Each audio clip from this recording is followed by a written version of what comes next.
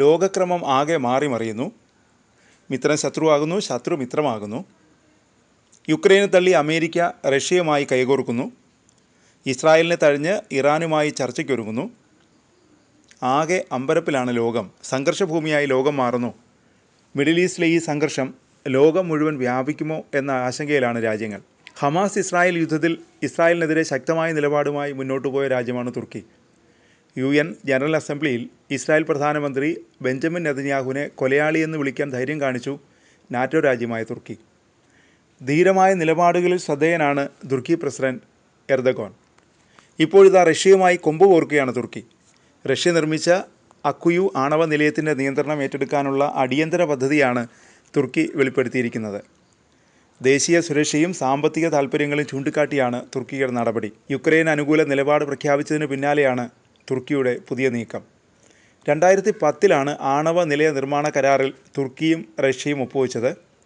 പ്രതിസന്ധി ഘട്ടത്തിൽ ആണവ നിലയം തുർക്കിക്ക് ഏറ്റെടുക്കാമെന്ന് കരാറിൽ വ്യവസ്ഥയുണ്ട്. തുർക്കി ഊർജ്ജ മന്ത്രി അൽപാർസ്ലാൻ ബെയ്രക്തർ ആണ് ഇറാൻ ആണവ കരാറിലെ വ്യവസ്ഥയെക്കുറിച്ച് വെളിപ്പെടുത്തിയത്. ഈ വ്യവസ്ഥ ചൂണ്ടിക്കാട്ടിയാണ് തുർക്കി ആണവ നിലയം ഏറ്റെടുക്കാൻ ഒരുങ്ങുന്നത്. റഷ്യയുടെ നിയന്ത്രണത്തിലുള്ള ആണവോർജ്ജ സ്ഥാപനമാണ് റോസാറ്റം അഥവാ state atomic energy corporation Rosatom.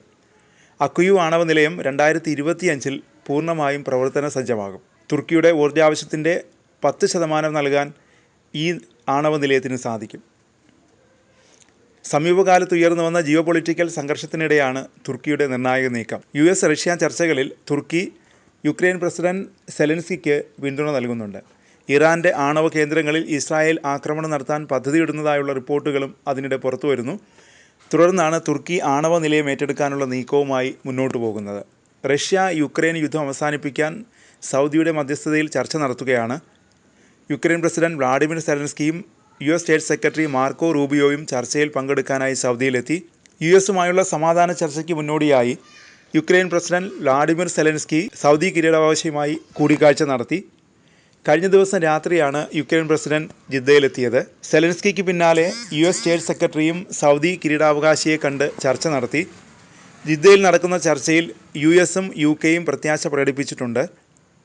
ചർച്ചയിൽ US പ്രസിഡന്റ് ഇല്ലാത്തതിനാൽ സെലൻസ്കിയും പങ്കെടുക്കുന്നില്ല. ട്രംപ് സെലൻസ്കി വാക്പോരിന് ശേഷം നടക്കുന്ന ചർച്ച നിർണായകമാണ്. സൗദിയുടെ മധ്യസ്ഥതയിൽ നടക്കുന്ന യോഗം യുക്രൈൻ യുദ്ധം അവസാനിപ്പിക്കാനുള്ള വഴിയൊരുക്കിയേക്കുമെന്നാണ് പ്രതീക്ഷ. യുക്രൈനുള്ള ഇൻ്റലിജൻസ് യുദ്ധസഹായങ്ങൾ US നിർത്തിയിരുന്നു.